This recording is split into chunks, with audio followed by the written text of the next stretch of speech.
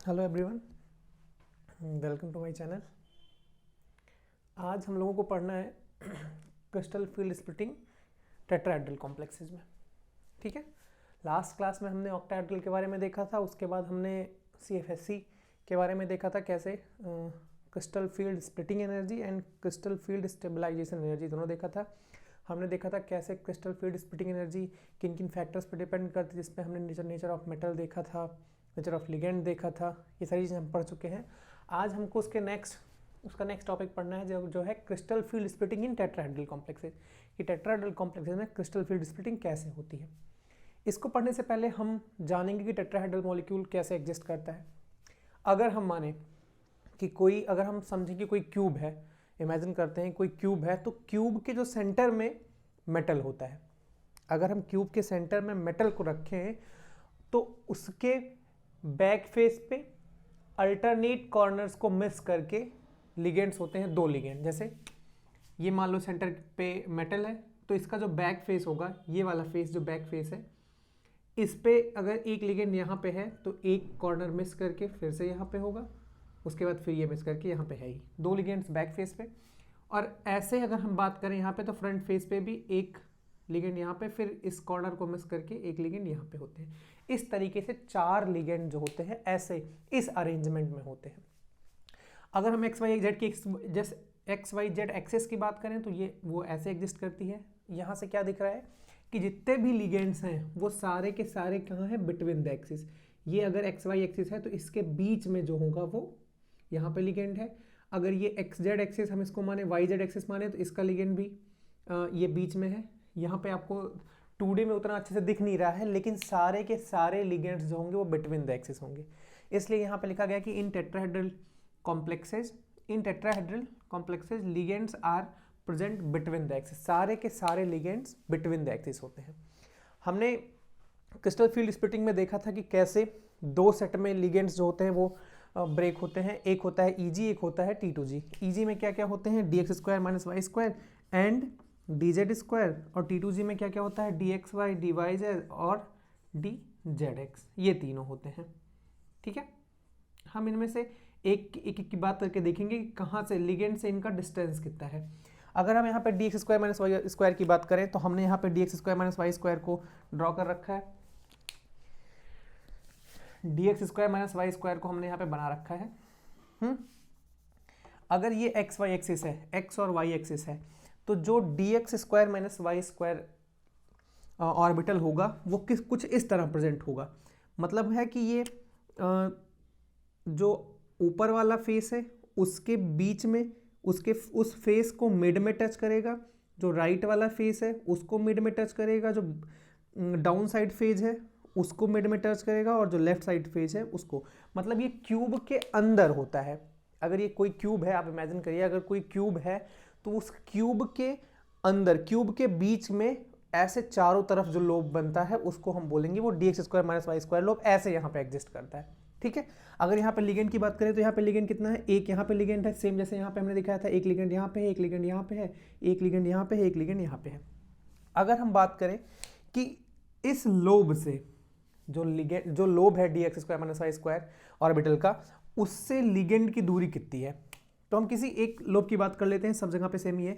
मान लो हम इसकी बात करते हैं, यहाँ पे लिगेंड है और यहाँ पे इसका लोब टच कर रहा है, तो यहाँ से यहाँ तक की डिस्टेंस कितनी है। ठीक है, यहाँ से यहाँ तक का डिस्टेंस वही होगा कि लिगेंड इस ऑर्बिटल से इतना दूर है, उसी के अकॉर्डिंग हम देखेंगे कि कितना वो लिगेंड रिपल्सन कर रहा है मेटल के ऑर्बिटल्स के साथ जिसमें इलेक्ट्रॉन है। ठीक है, यहाँ की अगर हम डिस्टेंस निकालते हैं तो एक चीज़, अगर आपने सॉलिड स्टेट पढ़ी होगी तो आपको पता होगा कि जो फेस डायगोनल्स होते हैं, अगर हम इसको पूरा ऐसे मिला दें, एक मिनट, अगर हम फेस डायगोनल्स की बात करें तो जो फेस डायगोनल्स होते हैं वो यहाँ पे अगर मैं लिखूँ, फेस डायगोनल की जो वैल्यू होती है वो होती है √2a। ये प्रिमिटिव सेल की बात कर रहे हैं हम, सिंपल क्यूबिक क्रिस्टल लैटिस की बात कर रहे हैं। यहाँ पे √2a होती है। हमें केवल एक लिगेंड से यहाँ तक की डिस्टेंस की बात करनी है, तो यहाँ से यहाँ तक का कितना हो जाएगा, यहाँ से यहाँ तक कितना हो जाएगा, इसका हाफ हो जाएगा। ठीक है, तो यहाँ से डिस्टेंस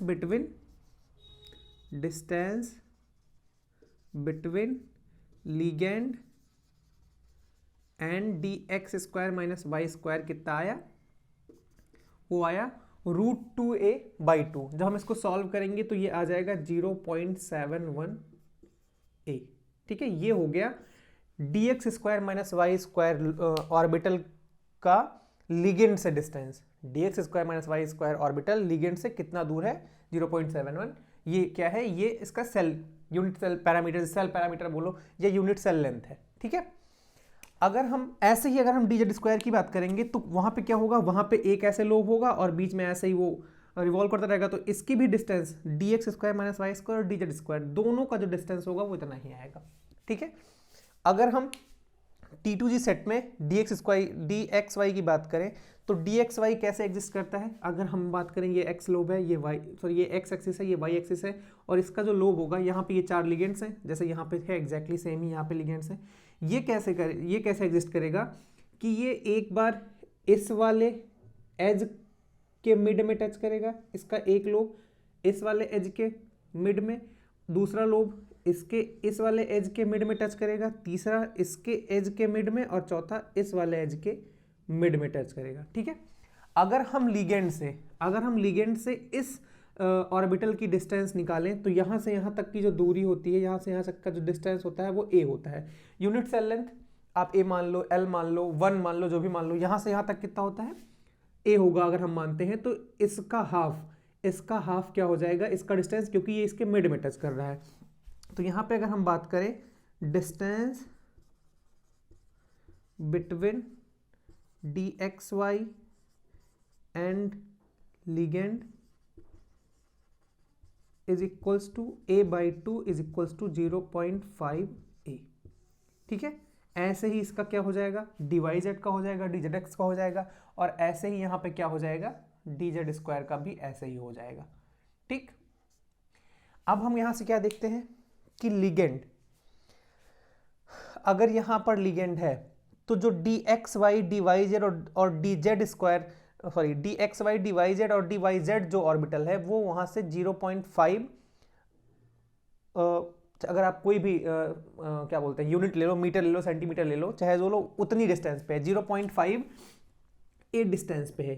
ठीक है, और अगर हम D X square minus Y square और डी जेड स्क्वायर की बात करेंगे तो उसका डिस्टेंस कितना है, वो 0.78 सेंटीमीटर दूर है। अगर हम सेंटीमीटर की बात करते हैं, मान लेते हैं कि इसका जो है वो सेंटीमीटर है, यहाँ पे भी सेंटीमीटर, यहाँ पे भी सेंटीमीटर, तो क्या करेंगे हम, D X Y D Y Z और डी जेड एक्स जो लोब है वो 0.5 सेंटीमीटर दूर है, और D X square minus Y square जो है 0.71 सेंटीमीटर दूर है। अब हम देखते हैं क्या लिगेंड के पास में कौन से ऑर्बिटल्स हैं, D X Y D Y Z D Z X, ये लिगेंड के ज़्यादा पास हैं, तो ये लिगेंड के साथ ज़्यादा रिपल्सन इनका होगा, और ज़्यादा रिपल्सन की वजह से अब की बार इनकी एनर्जी बढ़ जाएगी। ऑक्टाहेड्रल में क्या होता था, क्योंकि जो D X square minus Y square और डी जेड स्क्वायर ऑर्बिटल थे वो अलोंग द एक्सिस होते थे, और वहीं से क्या बोलते हैं लिगेंड अलोंग द एक्सिस ही आते थे, जिससे कि उन ऑर्बिटल और लिगेंड के बीच रिपल्सन बहुत ज़्यादा होता था, और ईजी सेट मतलब D X square minus Y square और डी जेड स्क्वायर, उन दोनों ऑर्बिटल्स की एनर्जी बहुत ज़्यादा बढ़ जाती थी।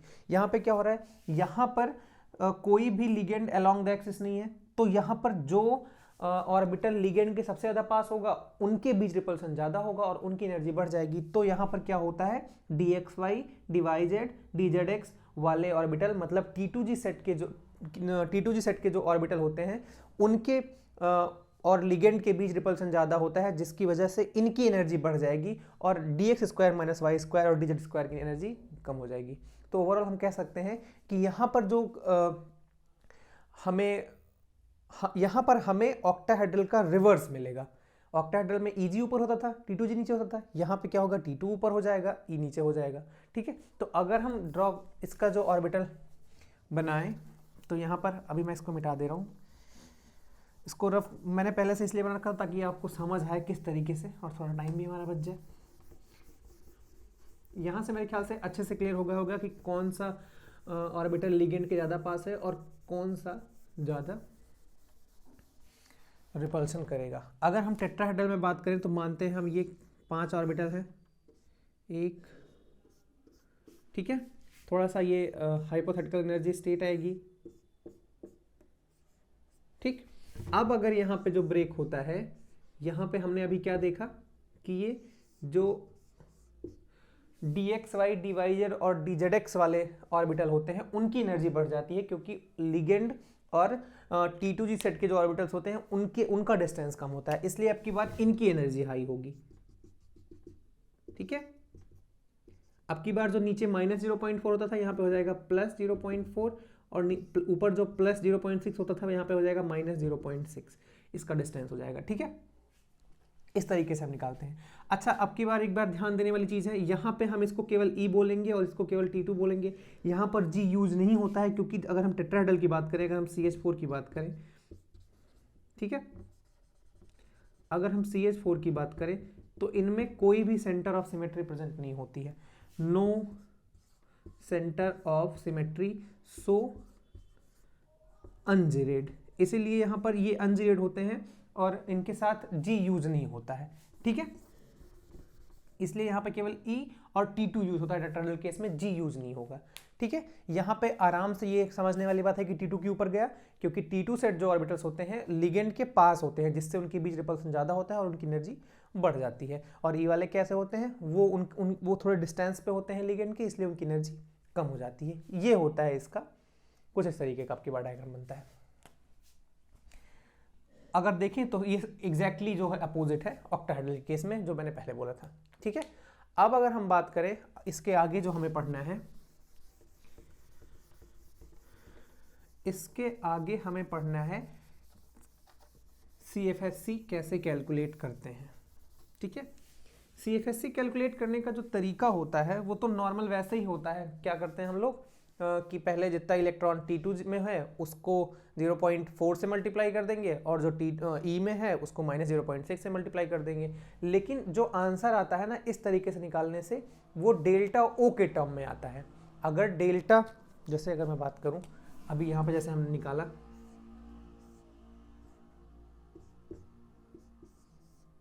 यही आया था अभी ना, ये T2 था, ये E था, यहाँ से यहाँ तक का डिस्टेंस कितना होगा, ये क्योंकि टेट्राहेड्रल है तो यहाँ से यहाँ तक का डेल्टा T है, where T stands for tetrahedral. ठीक है, तो यहाँ से अगर हम CFSC निकालते हैं, बना ही लेते हैं फिर से,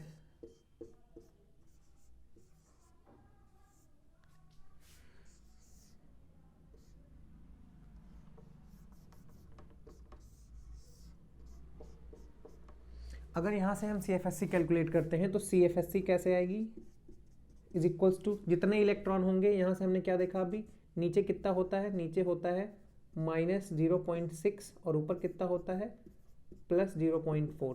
ठीक है, तो यहाँ से कैसे निकालेंगे, -0.6 इंटू पी क्या है यहाँ पे, या आप ऐसे लिख सकते हो, अगर पी से कन्फ्यूजन हो रहा है, number of electron in E plus 0.4 into number of electron in T2। ठीक है, इस तरीके से ये निकाला जाता है। CFSC ऐसे निकल जाती है, लेकिन ये किसके टर्म्स में आएगी, ये आएगी डेल्टा T के टर्म्स में, क्योंकि यहाँ पे टेट्राहेड्रल की बात में यहाँ पे क्या हो जाएगा, जो क्रिस्टल फील्ड स्प्लिटिंग एनर्जी होगी वो टेट्राहेड्रल की होगी, ये डेल्टा T के टर्म्स में आएगी। ठीक है, अच्छा एक चीज़ और यहाँ पे इसी साथ में डिस्कस कर लेते हैं, ऑल द, यहाँ पर ये नोट करने वाली बात है, all the tetrahedral complexes are high spin. ठीक है, सारे के सारे कॉम्प्लेक्स जो होते हैं वो हाई स्पिन कॉम्प्लेक्स होते हैं, तो यहाँ पर पेयरिंग का कोई रोल नहीं होता है। आप जो पहले ऑक्टाहेड्रल में P यूज करते थे कि 1P की 2P की 3P, वहां पे इसका कोई रोल नहीं है, क्योंकि यहाँ पे पेयरिंग होती ही नहीं है, आप पेयरिंग यहाँ पे कभी नहीं कराओगे ऑक्टाहेड्रल के केस में। इन case of tetrahedral, pairing energy is always greater than crystal field splitting energy। Pairing energy हमेशा ज़्यादा होती है क्रिस्टल फील्ड स्प्लिटिंग की वजह से, इसलिए वो पेयरिंग कराता ही नहीं है और क्या करेगा, वो ऊपर चला जाएगा, क्योंकि क्रिस्टल फील्ड स्प्लिटिंग एनर्जी जो है वो कम होगी, इसलिए वो ऊपर चला जाएगा टेट्राहेड्रल के केस में। ये दोनों इंपॉर्टेंट टॉपिक्स हैं, इंपॉर्टेंट पॉइंट्स हैं, ठीक है। टेट्राहेड्रल में सारे के सारे हाई स्पिन कॉम्प्लेक्स होंगे और सारे सब में क्या होता है, पेयरिंग एनर्जी हमेशा ज़्यादा होती है क्रिस्टल फील्ड स्प्लिटिंग एनर्जी से, इसी वजह से इनमें कभी पेयरिंग नहीं होगी, हमेशा ये इलेक्ट्रॉन ऊपर ही चले जाएंगे, ठीक है। ये जो हम यहाँ पर CFS से निकालते हैं ये डेल्टा टी के टर्म्स में निकालते हैं, लेकिन कभी कभी आपसे क्वेश्चंस में जो होता है वो डेल्टा ओ के टर्म्स में पूछता है, इसलिए हम डेल्टा टी और डेल्टा ओ के बीच रिलेशन निकालते हैं। अब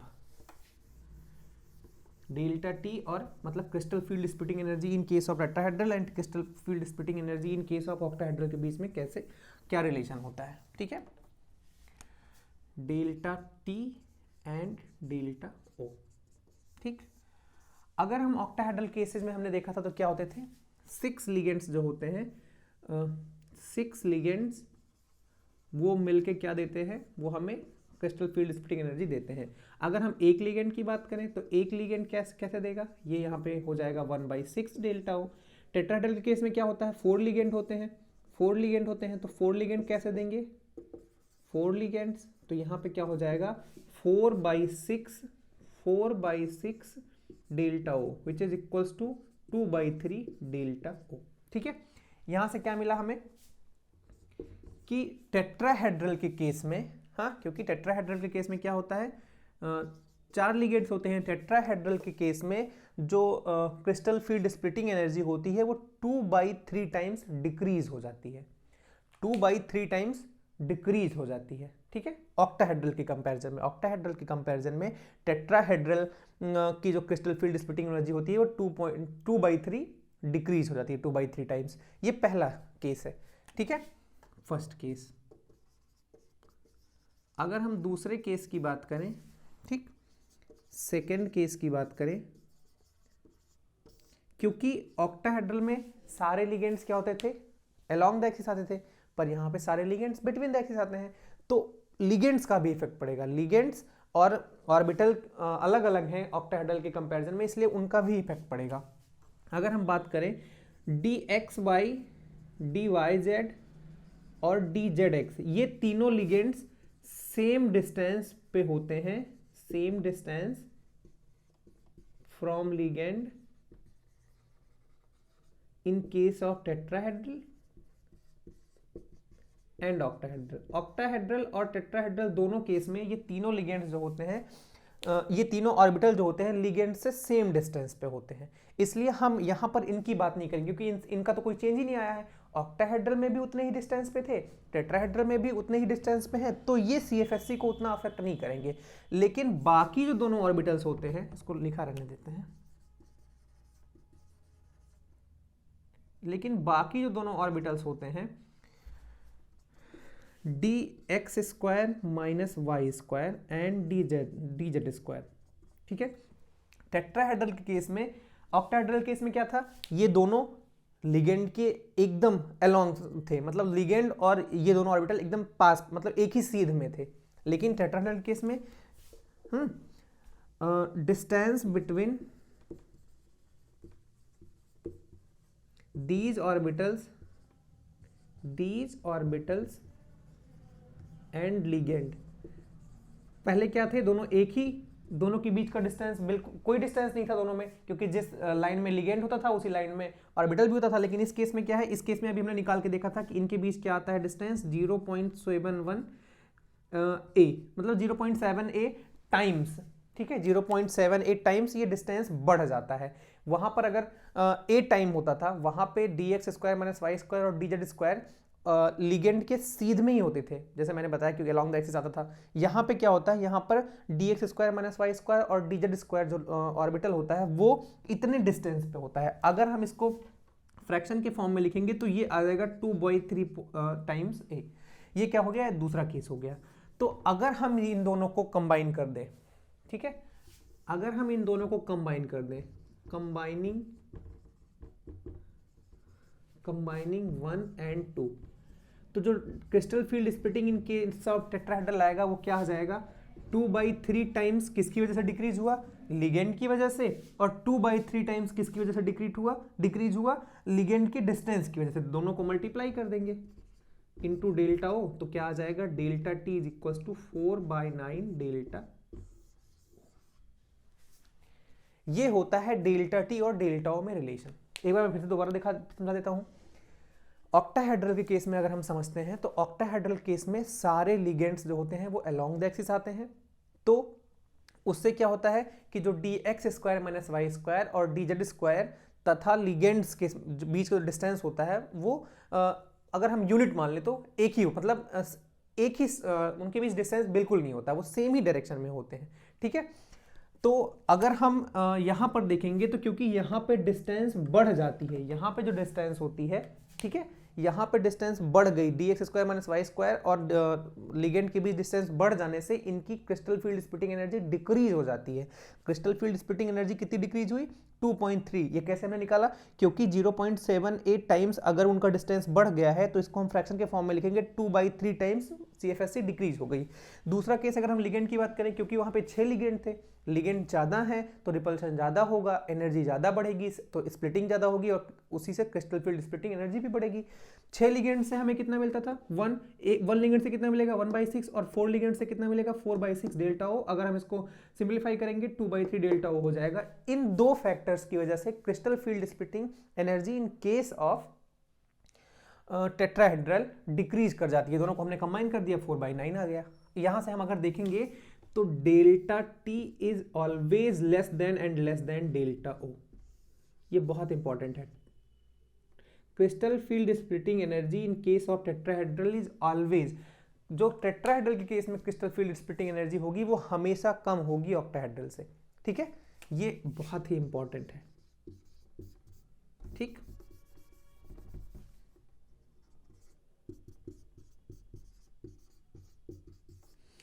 हाँ, crystal field splitting in case of tetrahedral is always less than and less than delta O. तो ये पूरा क्या था, कैसे स्प्लिटिंग होती है टेट्राहेड्रल केस में, हमने आराम से समझा कि क्या क्या फैक्टर्स वहां पे होते हैं जिसकी वजह से crystal field splitting energy decrease हो जाती है।